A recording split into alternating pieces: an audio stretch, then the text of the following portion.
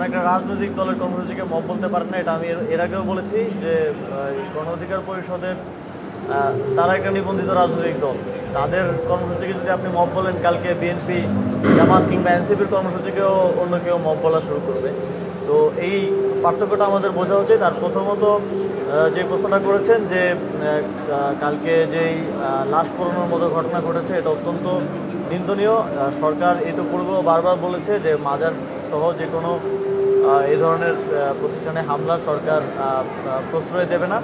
তবে সেখানে আমরা জেনেছি যে ইতিপূর্বেই স্থানীয় জনগণের পক্ষ থেকে জেলা প্রশাসন বরাবর চেষ্টা করা হয়েছিল এটা মীমাংসা করার জন্য। তো সেখানে কোন কোন অফিসারের আসলে দায় আছে এবং কাদের নিবৃত্ত থাকার কারণে কিংবা দায়িত্ব পালনে অবহেলার কারণে এই ধরনের পরিস্থিতি তৈরি হয়েছে, সেটা আমরা দেখব এবং তাদেরকে অবশ্যই এটার জন্য জবাবদিহিতার আওতায় নিয়ে আসা হবে এবং ভবিষ্যতে কেউ যেন এই ধরনের ঘটনা না ঘটায় সেটা আমাদের আহ্বান থাকবে।